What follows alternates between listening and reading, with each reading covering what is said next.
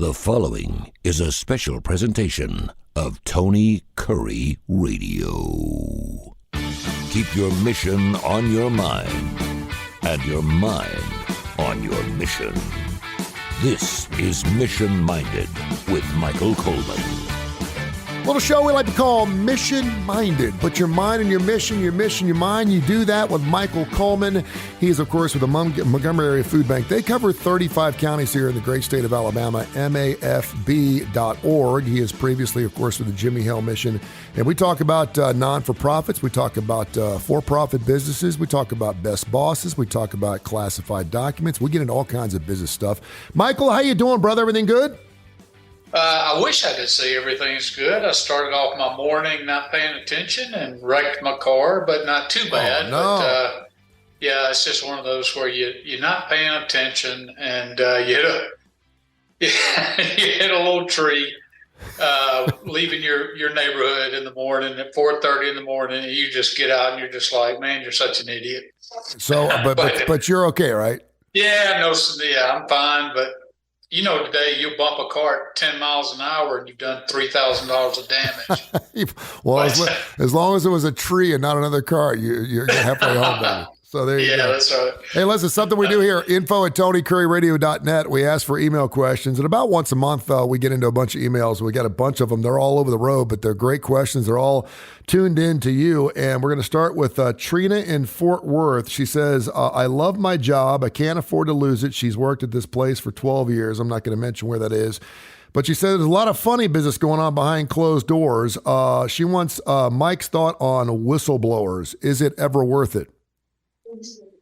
Yeah, absolutely. And I will tell you, there's some very clear laws to protect whistleblowers. The first thing I would recommend that you do is see what's going on. If you are absolutely sure, is to make sure that you document the date and the time and who you're doing this to. So I would not verbalize anything. I would send an email to that person so that you can prove that, and you would need to take that to your immediate supervisor. If you think your supervisor's involved in it, you still can bring it up to them, but again, document it. And once you document it, then you are protected against retaliation.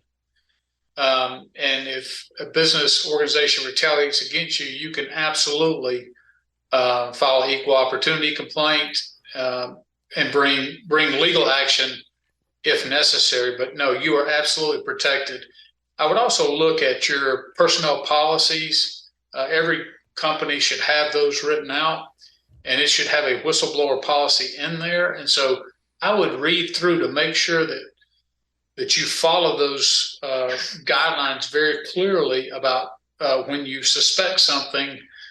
Regardless of the nature, here's your reporting process. So I would recommend you follow that reporting process, but it's very important that you document it because otherwise it gets into a he said, she said. And if you get fired and then you're standing in front of somebody and they say, and they're not a person of integrity, they'll be like, well, she never brought anything up. We fired her because of poor performance. But if it's documented, and I would print it out and save a copy, it'll show the date and time that you raised this issue up, and it will protect you and likely keep them from retaliating against you. I would also go ahead. No, go ahead. Continue, please. Yeah, I was going to also just say, and think about what it really means, what retaliation really means. It doesn't mean that they can't do anything. So, for instance, Trina, I don't know. I'm guessing that you are a great worker. So let's say all of a sudden that you've received great evaluations in the past, and now all of a sudden you get a less than standard, and nothing that you're aware of has changed in your job. Yeah, that can be viewed as retaliation.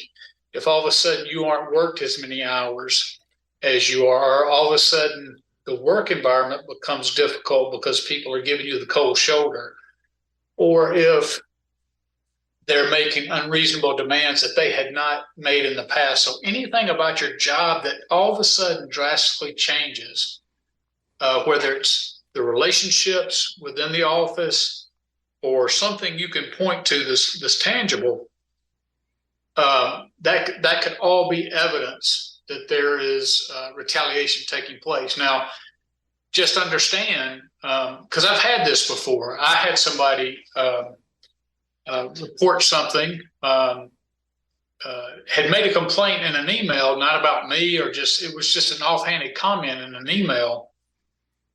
And this person ultimately was terminated. It had nothing to do with what she was venting about in the email, but she accused me of retaliation. So I've been involved in this. Yeah.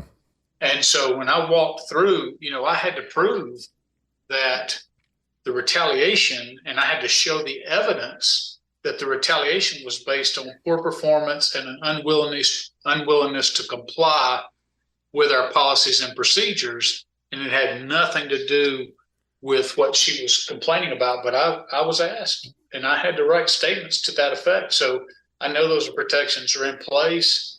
And it really has to do with, and we're going to be talking about this probably next week, but when we struggle, when we feel like our moral compass is really being tested, I've seen people go, wow, I don't feel good about what's going on, but I need this job. And, it's just a terrible environment to find yourself in, because you just don't feel like you have a lot of options. But the first step is follow the policies and procedures and elevate it up, but just write it down to protect yourself. Yeah, and I would bet that you probably see some people that think they are going to get fired, and then it kind of turns into an extortionary type of situation where they're trying to find dirt on something going on in the office so they can try to save their job. And maybe that was a situation you're in. Your idea, and we'll get into it next week, I think it's going to be a fun show to do, pretty deep about moral codes and moral injury, I think is really interesting, because I do think some people get into a job, get into something, and they realize it's not what they thought it was, and they're actually making money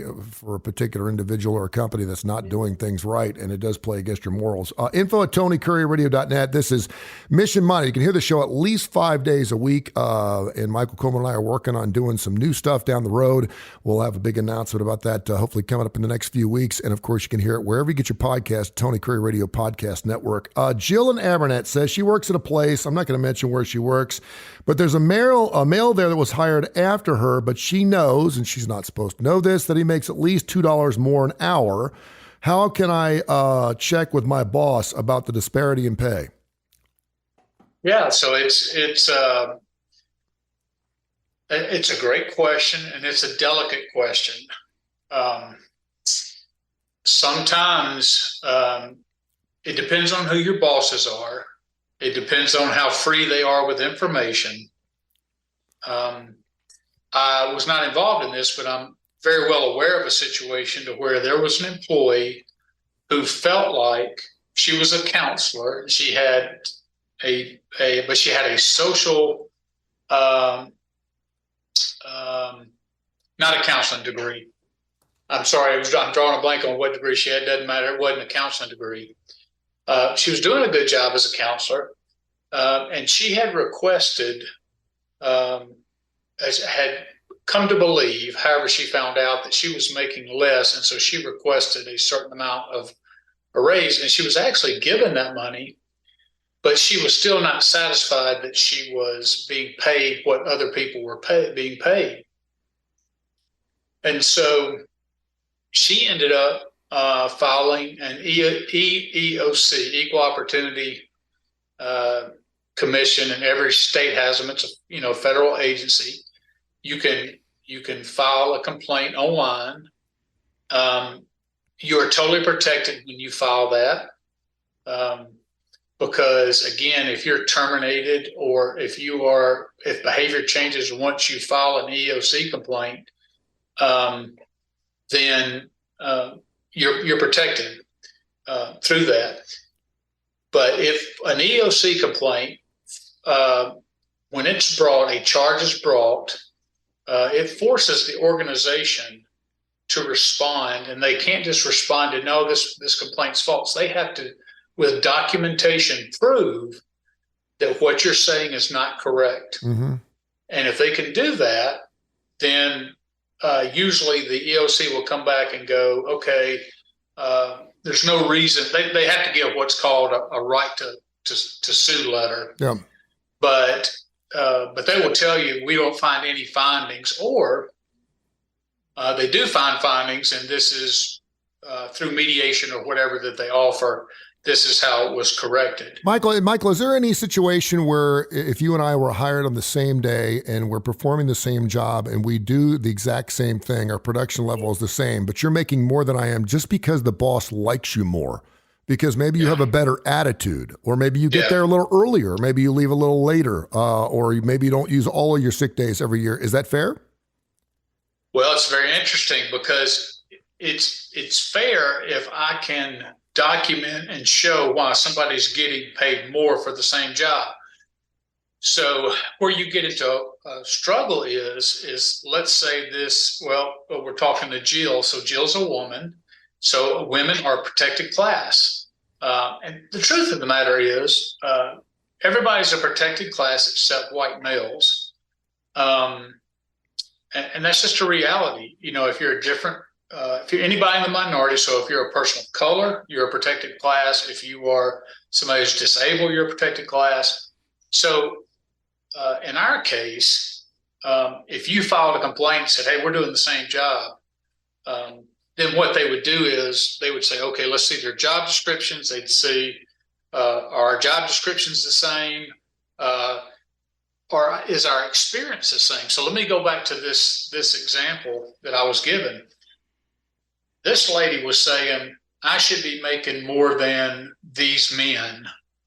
And it turns out that those men had graduate degrees. One had a PhD, and one had more years of experience. So you could document and say, well, wait a minute, this guy has a PhD where you have a master's. He's been doing this 12 years as opposed to you've been doing it 3 years. So the justification for paying this person more money is based on experience and based on education level. Where you get in trouble as a business is if you can't justify. So let's say you have counselors, and let's say you have a team of counselors and you have 6 counselors. And all of a sudden there's 2 counselors that aren't making what the other 4 are. But let's say you're all hired at the same time. Well, if those counselors are both women, then the complaint might be, well, you're not paying women the same as men. And so the EOC, that's what it's there for. It's there as that check and balance to say, okay, business, you're doing this. There's a case to be made, at least on paper, that you got to supply the reason. And the truth of the matter is that when you can't do it, then you've left open to fill in the blanks. It may not be because they're women, but if you can't justify it, like let's say I just prefer this person or I like this person, that's where you really get jammed up, because now they have a huge standing because you can't give a real reason. And especially if they're a person of color or some protected class, I'm telling you, it's those protections are in place for that reason. Now, let me go back to Jill just for a second. Mm-hmm. I always think that EOC is your last place of resolution. I think you're completely warranted.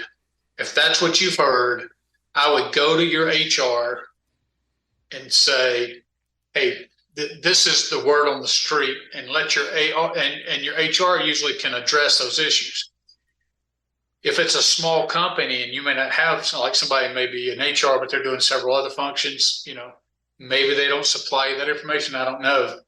But I would recommend always to resolve it at the first level, because regardless if it's right or wrong, if you go to EOC, that always changes the dynamic. Yeah.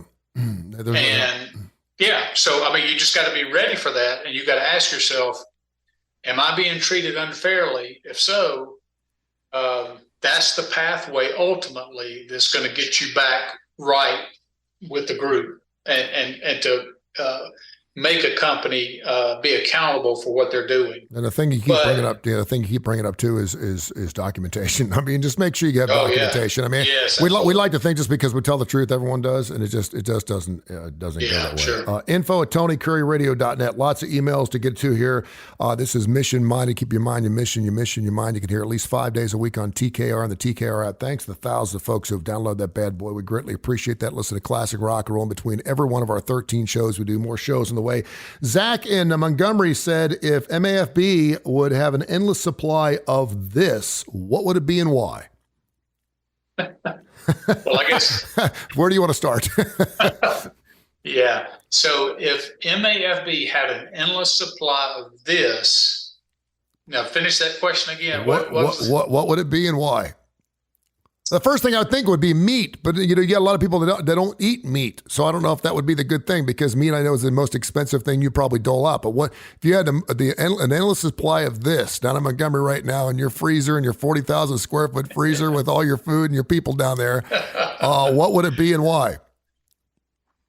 Well, I will tell you, it's different what we have endless supplies of and what we need endless supplies of. You love the endless supplies of cash. Yeah, well, that way you could bring some real solutions, but that's not realistic. I think this is meant just as food. Yeah.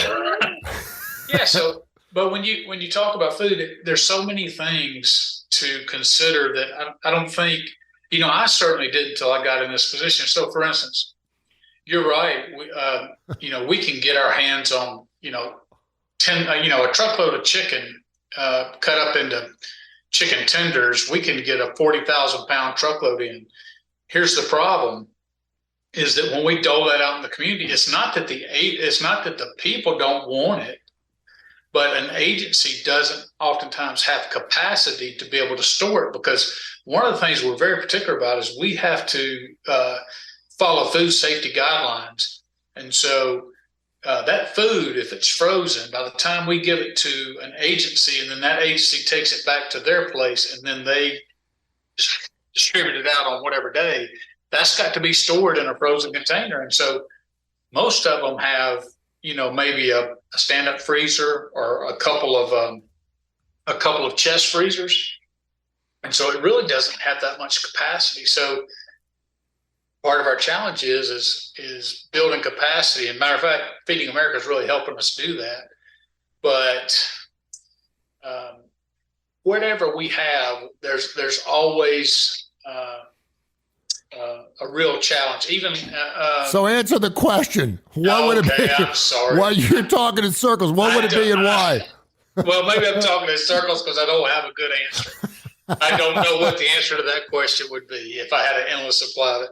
Because I think my mind, you're right, Tony, I'm talking around in circles. Because the thing that pops in my head is if I had an endless supply of produce, well, the problem is it rots before we can get it out to the people. Yeah. If we have endless supplies of canned goods, then they go bad before we can get it all. I mean, it's just always a distribution challenge. Just keep giving, and we'll be fine at the MontgomeryAreaFoodBank.org. Check it out. If I had endless supplies of volunteers, though, I tell you, yeah. There you go. Yeah. Steve in San Bernardino was one of the 1,300 or 15% of the workforce of Zoom who was laid off last week. He said after 2 years, he got laid off. Of course, he took his job during the pandemic, and he was told by them that if they return him back to the workforce at Zoom within a 2-year period, he'll pick up where he left off with his full benefits. He'll be vested and everything else. He's asking the question, what do you think the chances are that's going to happen with Zoom? And he also talked about what are some of the risks in taking a job in an explosive market. Great question, because we've seen things. Zoom blew up. I mean, obviously everyone was at home doing Zoom, and if you took a job with Zoom, that there was a good chance that things were going to correct themselves after the pandemic was over and you were going to be out of a job, and now he's in that situation. You have any thoughts on that? I sure do. I just got through reading a fascinating article that was dealing with some of this very stuff, and it's talking about how specifically the tech industry is using this time. This is not the 100% of the issue, but they're using this time to win the control back over the employee environment, because there was so much need, so many people were coming in, so they had all these perks. I remember when Elon Musk went in there and he was talking about, they brought in 800 something hot lunches a day, Yep. And just that huge cost. And because employees were demanding that. And now they're laying off 20 and 30. You see all these people go, man, I was on this gravy train and now it's gone. And now what they're saying is, hey, we're going to invite you back at some point, but you're going to come back at a lower salary. I mean, you may come back with the same benefits or the same what's vested in terms of retirement or whatever. That does not mean you're going to come back at the same salary. And the truth of the matter is they could string you along forever. So I wouldn't burn that bridge, but I would certainly begin to think outside of that, because you have no idea, as fast as tech changes, you have no idea what it's going to look like, what the landscape's going to look like in 2 years. 2 years is an eternity when you're dealing in the tech world. Yeah. So I would look internally about where are my skills, which means you're likely going to have to be open to changing your area, moving somewhere, and being flexible to where the job market depends. And it may mean, hey, I'm going to have to take a job that's below or beneath maybe where I feel like I have been. But a lot of people are going to have to learn the hard way that the job market is just going through a shift right now. And it'll settle out and it'll flip back around eventually. But for those who, I've seen it before where people go, well, I'm worth this and I'm not working for a dime under 100,000. And then, 3 years goes by and no jobs come along for 100,000, 200,000 or whatever you're making.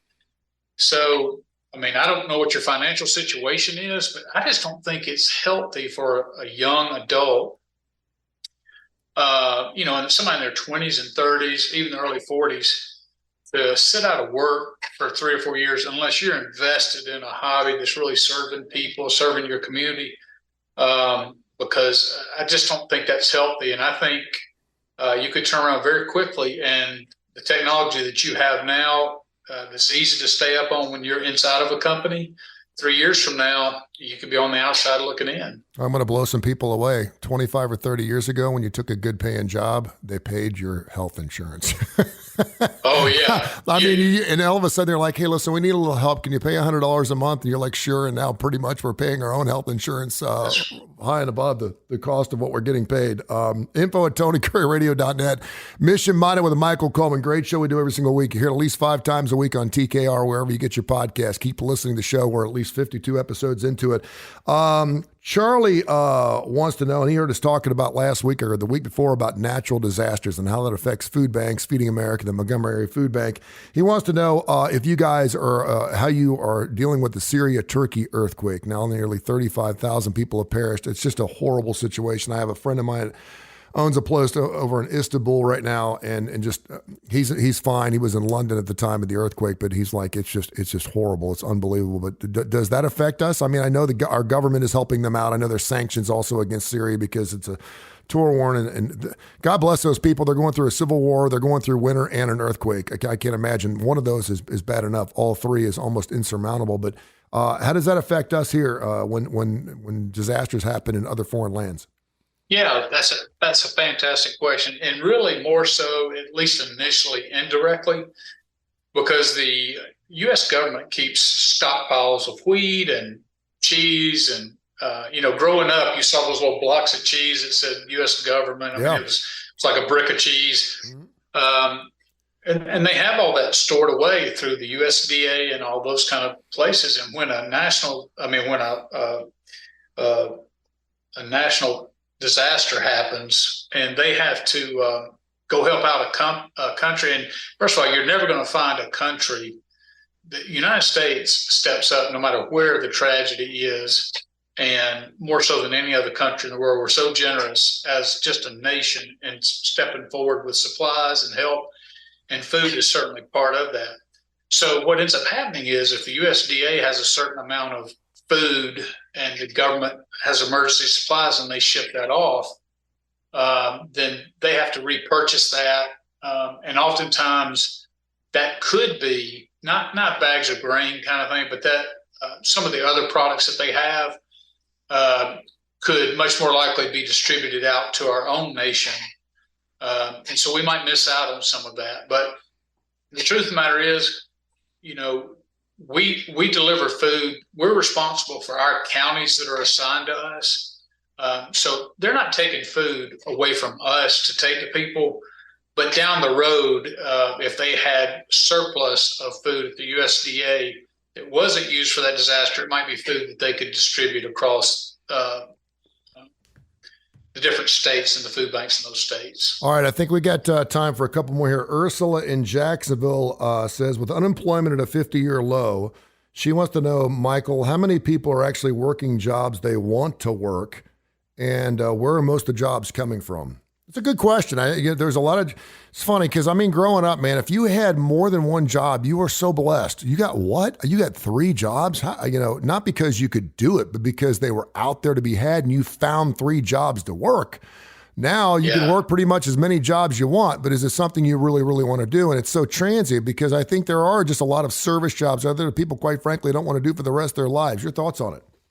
Yeah, so you have to think about it. A lot of people have extra jobs, but not because they aspire to. With inflationary demands, they're taking jobs that like being an Uber driver or Lyft driver.